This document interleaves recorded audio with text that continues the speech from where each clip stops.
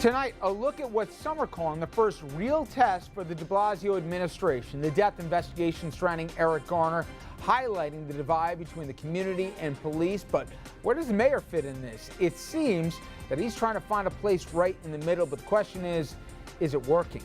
And Governor Andrew Cuomo holds on to a strong lead in the governor's race despite a dip in the polls due to the Moreland mess. Why is the U.S. Attorney, Preet Bharara, doing so much digging if the governor is innocent of any wrongdoing? Well, tonight we're going to be speaking with the former federal prosecutor about a possible motive and what it could mean for Mr. Cuomo down the road. Plus, Hillary Clinton sweeping Governor Christie in his own backyard. It seems most New Jersey voters are throwing their support behind Hillary Clinton in a possible bid for the White House. The question is, does Christie need to wake up and smell the coffee? Good evening, everybody, and welcome to RFL. I am Richard French, and thank you so much for joining us. And tonight, we're going to begin with the fallout following that police-related death of 43-year-old Eric Garner. Garner, as we all know, put in an apparent chokehold by a group of officers, highlighted there by the NYPD officer Daniel Pantaleo, seen on his back. This is the scene in Staten Island last month. Police were attempting to arrest Garner for allegedly selling loose cigarettes. The medical examiner ruled Garner's death a homicide, and the ME's report said Garner died from a chokehold and complications with both asthma and high blood pressure. City officials and community activists responded to his death immediately last week. Mayor de Blasio, he sat alongside Reverend Al Sharpton and Police Commissioner Bill de Blasio, all at the same table discussing ways to improve police-community relations. Well, Reverend Sharpton, he was unaware that Commissioner Bratton apparently would be sharing the stage with him, and that didn't stop him from ripping right into the NYPD. We've got to deal with the criminal justice issue, and we've got to deal with the policing issue. We've asked the feds to come in because that's the only time we've seen success.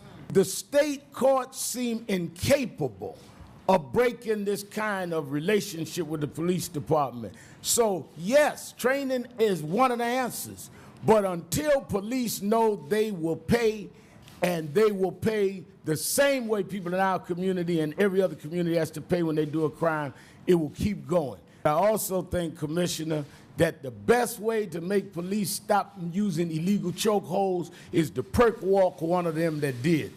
And when they understand they got to pay like anybody else that breaks the law, it will send a lesson that 10 training lessons will not give them. Now, among other things, the Reverend Sharpton is calling for the arrest of Officer Pantaleo and the other officers who were seen in that video, and he is organizing a march over the Verrazzano Bridge on August 23rd. The march, it'll mark the 25th anniversary of the death of Yusef Hawkins, a black teenager who was attacked and shot and killed by a group of white teens in Brooklyn. Now, Sharpton from the National Action Network here, he's made his points very clear. Us were called names. It led to a change in the city with it bringing us together with David Dinkins. Our march is to try to bring us together again to deal with racial justice. Now, some are saying here that the mayor has elevated Sharpton and could be putting himself into a box here, and this protest will not work well for him at the end of the day. Now, de Blasio's been playing it relatively safe here, trying to tell the police that he's with them, but on the same eye, telling the community that he's with them as well. This is activists in the union are duking it out all at the same time. So, to that end, this is what Bill de Blasio had to say, and for many, it was an unsatisfying answer, regardless of what divide you sat on.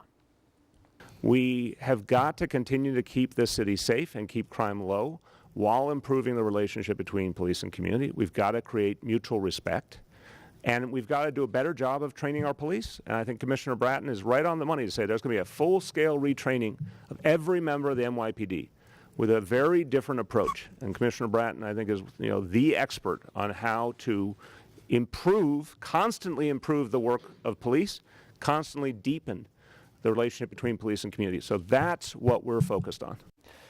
If you saw the Times today, they took Mr. Blasio to task, saying in some ways that the mayor has had to muffle his inner advocate, aware that critics will pounce on any suggestion that he's undermining law enforcement. But they go on to write, to many of the reformers who once marched beside him, the mayor's cautious middle ground approach has been interpreted as weak. Now, the Staten Island DA, Daniel Donovan, he's got to decide how to proceed in the case following the ME's report.